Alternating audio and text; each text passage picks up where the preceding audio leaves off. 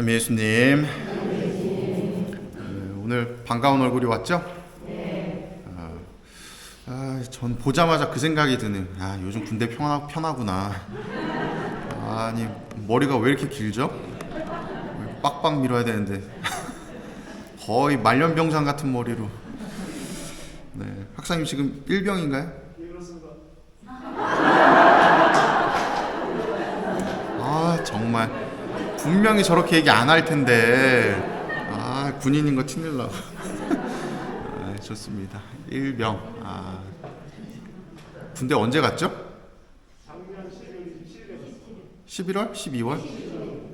작년. 그러면 올해 1년이 지났고 4개월. 1년이 안 지났나요 아직? 4개월밖에 안 지났구나. 남의 군 생활은 빨리 간다길래 1년 4개월 된 줄 알았더니 4개월밖에 안 됐군요. 그러면 한 1년 한 3, 4개월 남았나요? 네, 1년 2개월만 더. 미안해요. 3, 4개월이라 그래서. 좋습니다. 1년 2개월. 1년 2개월이 언제 오려나. 금방 오겠죠? 네.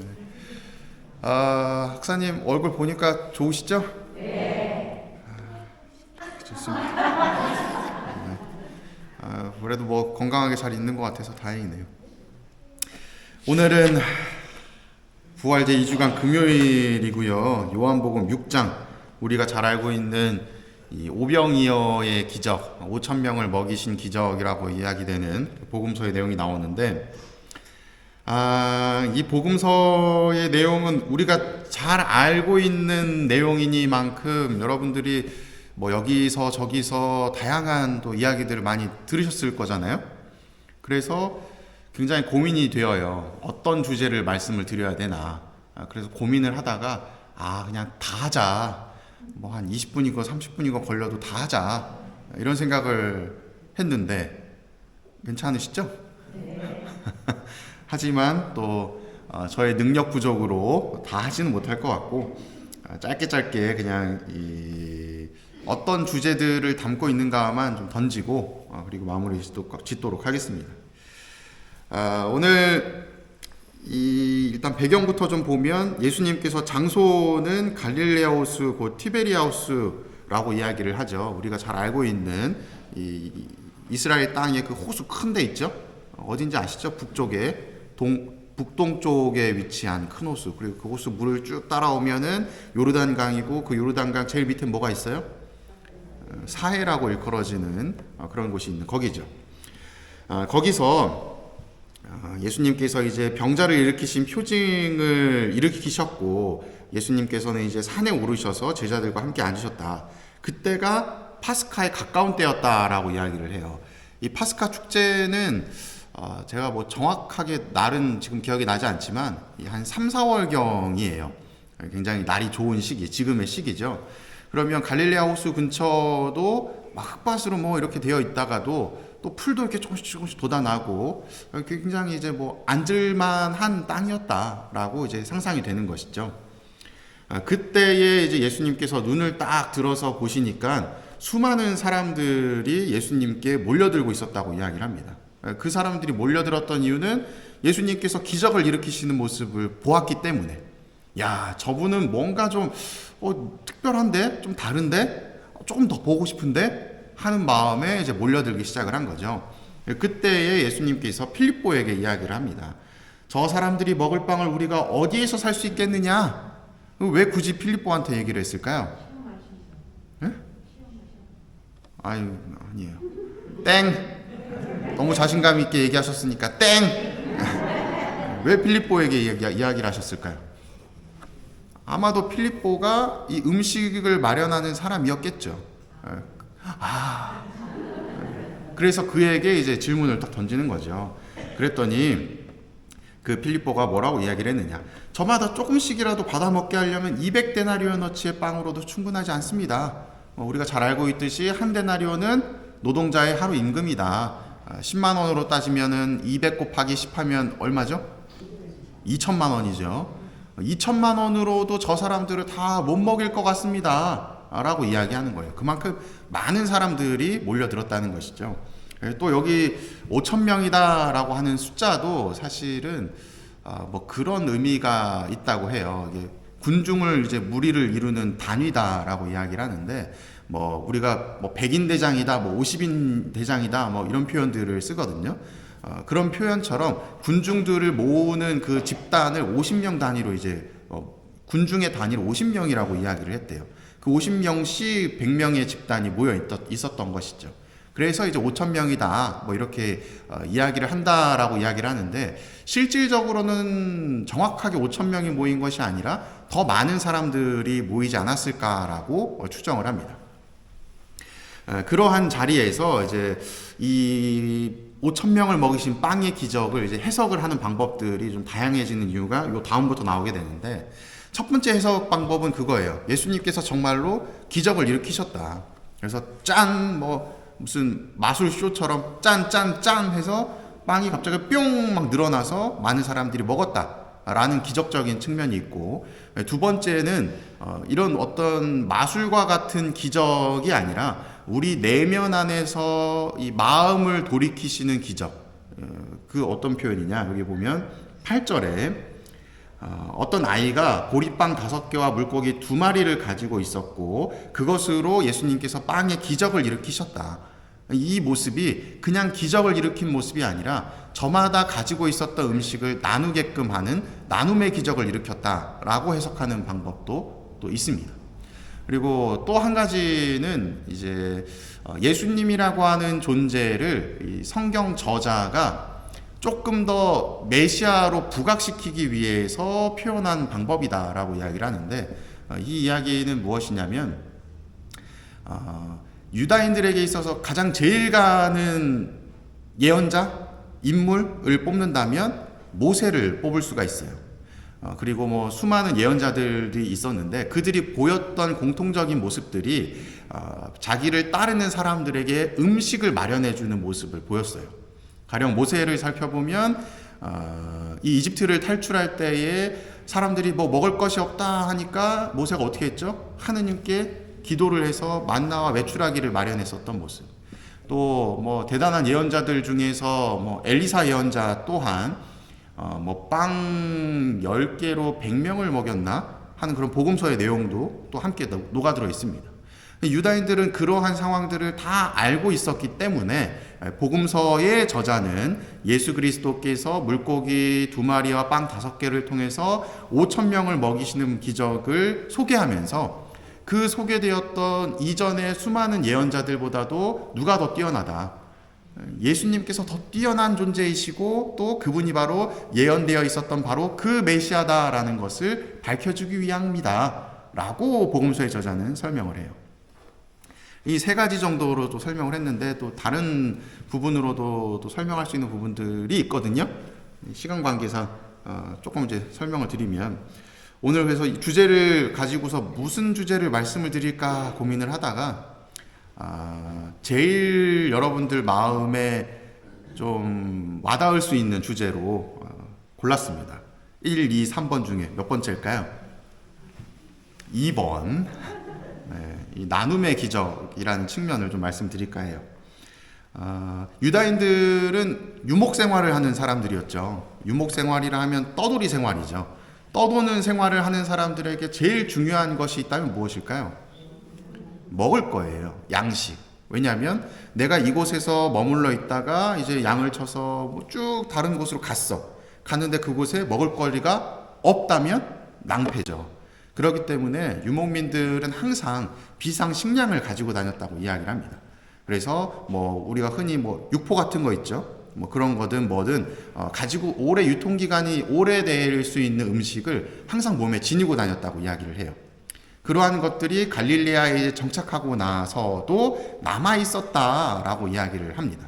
그리고 사람들이 예수님을 쫓아올 때도 마찬가지로 그 문화 안에서 뭔가를 이동해야 되고 먼 거리를 가야 되니 비상식량을 다들 챙기지 않았을까라고 생각을 하는 거죠.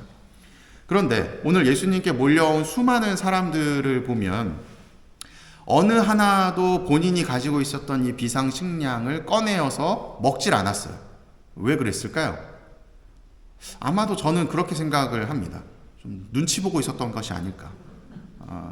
그 눈치를 보고 있었던 상황 안에서 우리가 복음서에서 철없다라고 이야기하는 어린아이 하나가 이 베드로를 통해서 빵 5개와 물고기 2마리를 꺼내놓게 되죠. 가장 철없고 눈치 없고 없어 보이는 그 아이가, 사회적으로도 최약층이라고 평가되는 그 아이가 먹을 것을 내어놓는 모습을 본 다른 어른들은 어떤 마음을 가졌을까? 야, 쟤도 저러는데 나도 좀, 이런 마음들이 내면 안에서 우러나왔던 것이지 않을까. 그래서 예수님께서 실질적으로 뭐 빵을 짠 해서 많게 만드신 것, 물론 그것도 훌륭한 기적이지만 사람들의 마음을 변화시킬 수 있었던 모습, 그 모습이 어찌 보면 또 하나의 기적이지 않느냐라고 해석을 합니다. 이처럼 이 빵 5개와 물고기 2마리를 통해서 5,000명을 먹이고 나서 남은 조각을 모았더니 얼마나 됐다 그랬죠? 12광주리가 되었다라고 이야기를 합니다. 복음서 안에서는 숫자도 다양한 의미를 지닌다고 말씀을 드렸는데, 빵 5개와 물고기 2마리면 5 더하기 2잖아요? 그럼 몇이죠? 7인가요? 어느 영화를 보니까 뭐 바보들의 세상에서 5 더하기 2는 52라고 이렇게, 5하고 2하고 더하니까 52. 7, 이 7이라는 숫자가 나오는데, 이 7이라고 하는 숫자는 성경 안에서 완전한 숫자다라고 이야기를 해요. 충만하다, 완전해졌다. 그것과 더불어서 12라고 하는 숫자도 동일한 의미를 지니고 있습니다. 그러니 빵 5개와 물고기 2마리, 그 완전한 음식으로 나눔을 했더니 다시 돌아온 것이 또 어떻게 돼요? 12광주리를 가득 찬 완전히 충만한 양으로 다시금 돌아왔다라는 것입니다. 그리고 이 남은 빵을 다시 모아드리라고 예수님 말씀하시는데, 이 말도 이제 우리 교부들께서, 훌륭한 우리 교부들께서 하시는 말씀이 어떤 말씀이냐? 예수님이 직접 빵 5개와 물고기 2마리로 사람들에게 양식을 베풀었던 것은 그 자리에 모인 사람들을 위한 기적이었고, 12광주리의 빵을 모은 것은 이젠 누구를 위한 것이다. 그 이후에 예수 그리스도를 따를 사람들을 위해 마련한 양식이다 라고 이야기를 해요. 이를 통해서 예수님은 그 당시에 있었던 사람들 뿐만 아니라 후대의 자신을 믿고 따를 우리에게도 생명의 빵을 마련해 주셨다라고 해석을 하십니다. 오늘 이 5,000명을 먹이신 빵의 기적을 통해서 다양한 모습들을 생각을 할 수가 있는데, 결국은 중요한 것은 이것인 것 같아요. 빵 5개와 물고기 2마리라는 것을 받아 모셨다는 사실입니다. 어디 갔는지 모르겠는데 눈에 글자가 잘 안 들어와서 모르겠는데, 빵 5개와 물고기 2마리를 받아들였다라는 것, 그것은 곧 성체 성사를 상징을 하죠. 우리가 매일 미사를 참례하고 혹은 뭐 매주 미사를 참례하는 행위 자체가 결국은 그리스도를 받아들이는 행위다라는 것입니다. 누군가는 그것이 하나의 그냥 예식이다라고 치부해 버릴 수도 있겠죠. 그러한 분들에게는 오늘 복음서의 표현으로 본다면 그냥 육신의 배를 채울 양식을 쫓는 유다인들, 구원에서는 조금 동떨어져 있는 분들이라고 볼 수가 있겠죠. 하지만 우리가 받아 모시는 성체와 성혈을 통해서 미사 참례를 통해 하느님과 또 예수 그리스도와 더 가까워지려고 하는 모습을 보이는 사람은 바로 예수님께서 마련해 주신 양식을 모시고 구원의 앞자리에 자리하는 사람이다 라고 볼 수가 있는 겁니다. 복음서의 내용을 단순히 기적적인 것 혹은 어떤 나눔의 기적 혹은 이 예수 그리스도의 존재가 이 과거의 예언자들보다 더 훌륭한 존재야 라고 이야기하려 했었던 저자의 모습, 그 모든 모습들이 그냥 어느 하나에만 취해서 이거다 저거다 라고 따질 것이 아니라 모든 것이 하나가 되어서 받아들이려고 하는 마음이 있을 때에 우리 내면에 변화가 일어날 것이고, 또 마련해 주신 구원이 우리에게도 다가올 수 있지 않을까 생각해 봅니다. 오늘 이 일독서의 사도행전에 보면 이 가말리엘이라고 하는 최고의회 의원이 등장하면서 그동안에 수많은 거짓 예언자들이 등장을 했었고 그들을 따르는 추종하는 세력들이 있었는데 결국은 다 사라졌다고 이야기를 하죠. 그것이 곧 그들이 가짜임을 드러냈다고 이야기를 합니다. 그런데 예수 그리스도를 따르는 이 추종하는 세력들 사라졌나요? 안 사라졌죠. 그를 통해서 예수님께서 곧 메시아다라는 사실이 지금 우리는 경험하고 있는 것이죠. 복음서의 표현으로 본다면. 그러니 여러분들도 복음서의 독서의 제일 마지막 표현처럼 이 집 저 집에서 끊임없이 가르치면서 예수님을 메시아라고 선포할 수 있는 그런 믿음을 지니시면 좋을 것 같습니다. 믿기 어려울 수도 있지만 그 믿음을 통해서 구원이 보장된다는 것은 명백한 사실이에요. 내가 하느냐 하지 못하느냐의 차원이지 한다면 마련된다는 것은 명백한 사실입니다. 그러니 내가 이해가 되지 않고 조금 이러니 저러니 잘 모를 때는 우리가 그럴 때 이제 흔히 얘기하는 게 이런 것이죠. 그냥 모르면 어떻게 해요? 그냥 믿어 라는 표현이 이렇게 제일 마지막에 와서야 나오는 표현입니다. 제일 처음부터 일단 믿고 봐 라는 차원이 아니라 아무리 노력해도 납득이 안 되고 내가 받아들이기 힘들면 그러면 그냥 일단 믿고 봐. 믿으면 너한테 도움이 될 거야 라는 것이 제일 마지막에 오는 이야기일 수 있겠죠. 여러분들이 그러한 상황까지는 내몰리지 않으실 거라 믿어 의심치 않습니다.